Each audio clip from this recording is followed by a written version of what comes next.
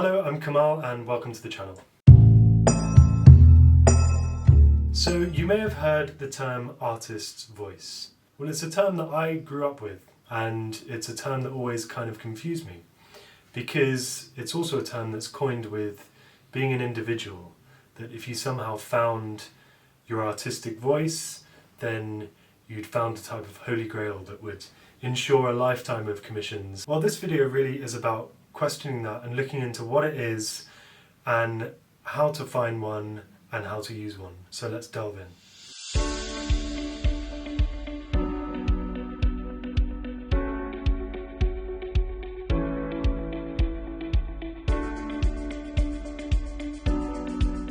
Number one, you already have a voice. It's a little bit like the human speaking voice. All you need to do is speak and it's automatically you. So you don't need to worry about not having a voice. It's more about what you want to say. So I guess the rest of this video is looking at what blocks that and what you can do to find the right things to say. The first thing that blocks it is injunctions. An injunction in psychology is a term used to describe an authoritative voice that's telling you to act in a certain way. In other words, a belief that you should be this or that. It can come from anywhere, but usually it comes from any experiences where you were vulnerable and developing. So in early childhood, but also in institutions. Let's not forget, you are vulnerable when you're in an institution training, because what really is happening is you're developing a path for the rest of your life. Well, that's often what you believe at the time. So if an institution says that a type of art should go like this, and you do something else, you're actually at odds with the institution that's meant to help you thrive in your craft. So not only do you feel at odds with it, but in the scapegoat complex, you actually feel guilty about it because you feel at odds with the system that you're meant to thrive in. And that can block you. It stops you from doing the things that you might want to do because you feel like you should be doing this thing. Not only are you doing this one thing, if you're sticking to an injunction, but you're not doing everything else, so it's hugely limiting. In music, I believed that certain harmonies meant that I was a serious composer, and therefore I was avoiding all other harmonies. I was actually limiting myself by sticking to this injunction of contemporary music being a certain thing. And it actually in the end damaged me because I didn't explore everything that I wanted to explore. Number two, unresolved trauma.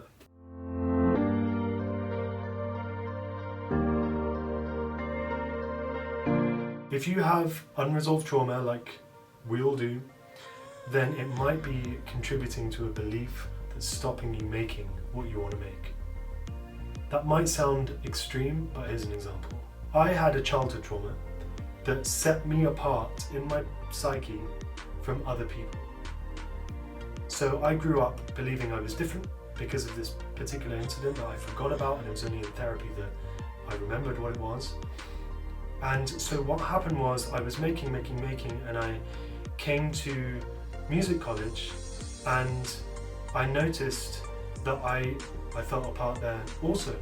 Now this is partly because of the music that I write, but it's also part of my psyche, or was part of my psyche. It also meant that I geared myself towards a type of music that was really niche and really compacted for a few certain types of people that gave me the best shot of not being exposed to a lot of people.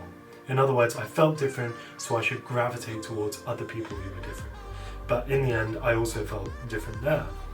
Now, being different is great because we are different, we are all unique, but this was a sense of alienation, and it led to my music being alienated. I couldn't explore, I couldn't write, because I felt like I was outside of this planet. That's one example, and maybe quite an extreme example, but you know, I think that these things are worth exploring because everything in the subconscious comes out in your music or in your art. If you want to fully embrace your art, it's got to be explored. Number three is injunctions from self. As we grow up, we learn to survive. We learn to adapt ourselves to ways of living that has worked for us. But sometimes this can go really far and we can believe that we should be this or that we should be a certain thing. I might say to myself, a real composer does this, and then when I'm writing, if I'm not doing that thing, it's like the injunctions from the institutions. I've disbanded from the beliefs that kept me safe, and I'll feel guilty. 4. Philosophy.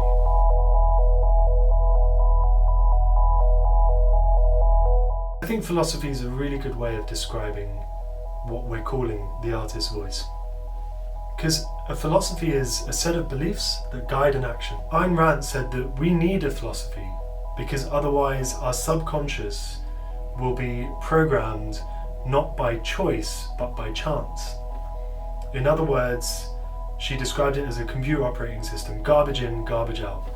And I think that's where people get confused, is they don't choose what to believe in, they don't choose what to express. And so there's this confused haze of what do I make? But actually you can make anything you like. You just have to look for what you like and explore it. Before this video, I did a little experiment with some of my students where I asked them to doodle 3 things. First one was a square. The second one was a rhombic dodecahedron. I practiced that. And the third one was an image inspired by or representative of the first thing they saw when they woke up in the morning. And here are the results.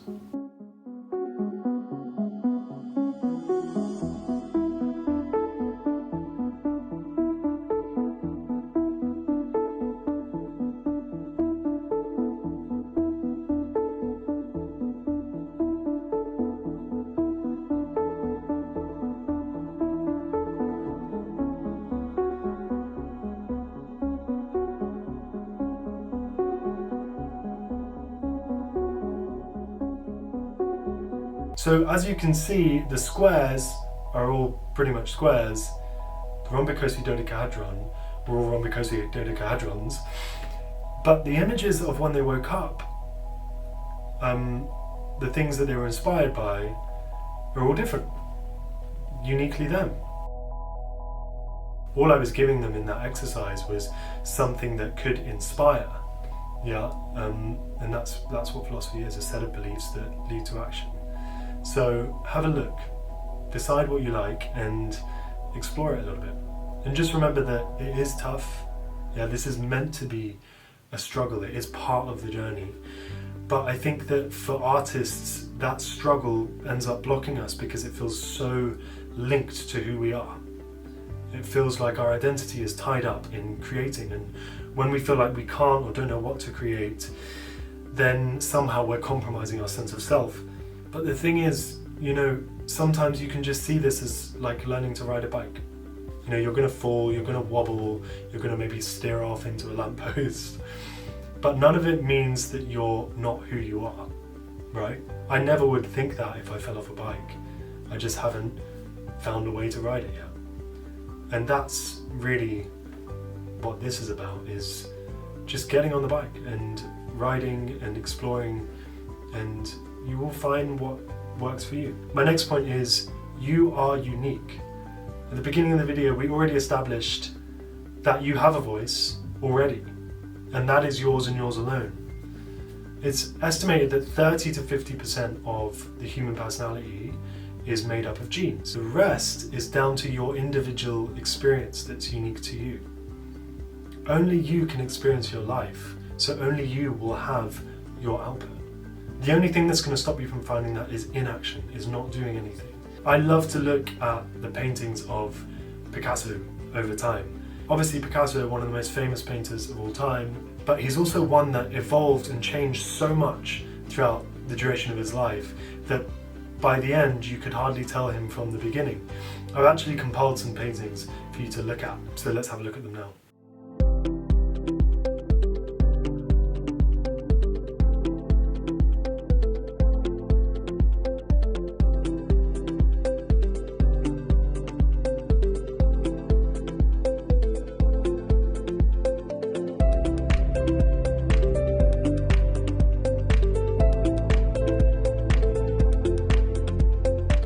So you can see that he changed all the time.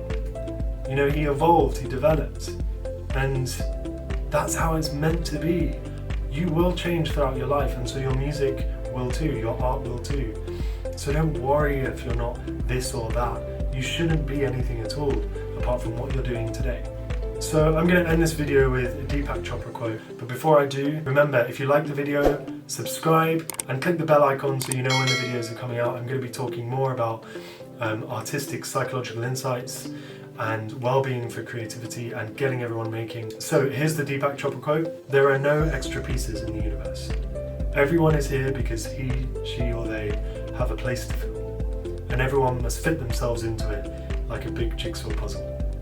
In other words, what you do is enough. So I'll leave it there. Comment, subscribe, support the channel, and love to you all.